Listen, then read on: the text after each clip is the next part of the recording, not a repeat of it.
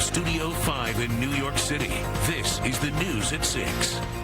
Good evening, everyone. I'm Joe Tui. Ernie is off tonight, and we're going to begin with that steam pipe explosion in the Flatiron District. That massive cleanup is taking a long time, leaving people who live in the area wondering just how long it'll take to get back home. Stacey Delicat is there now with new details tonight. Stace. Well, Joe, we learned a little while ago that officials expect to reopen 19th Street and 5th Avenue between 18th and 19th Street earlier today. But as for everyone else who lives in the affected area and works there, as for when they'll get back home or back to their offices, well, the commissioner of the Office of Emergency Management says it will be at least a few more days.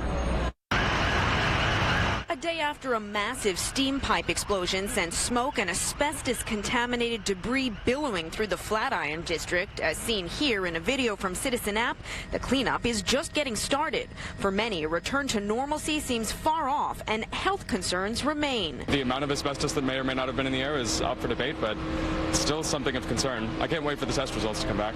E.B. Hinnant was among those who were in the area of the blast yesterday, who continued to drop off contaminated clothing today and worry about their exposure to the toxic asbestos that officials say was lining the 1930s era pipe.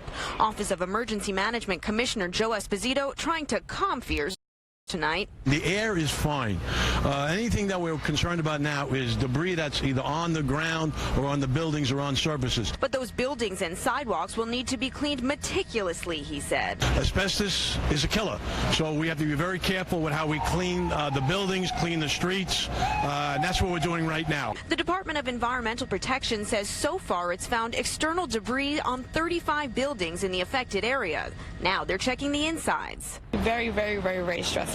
Crystal, who lives on the same block as the pipe blast and is among the hundreds who remain evacuated, worries. My kids are special needs, both of them, so I don't want to risk anything. When people in the so-called hot zone will be able to get back into their offices and apartments is still not known. Alfonso Quiroz, a spokesperson for Con Ed, says after the cleanup, the investigation will get underway. What we'll do is we'll excavate the site, we'll go into the hole, and we'll look at the pipe and we'll take it out and we'll autopsy the pipe to see what happened and what went wrong. That, he says, could take at least a week or two. Time is of the essence not just for residents, but for business owners like Renee Tipaldos, whose Greek restaurant is right by the site of the blast. It's hard for restaurant owners in the summertime to begin with, and this is like a nail in the coffin.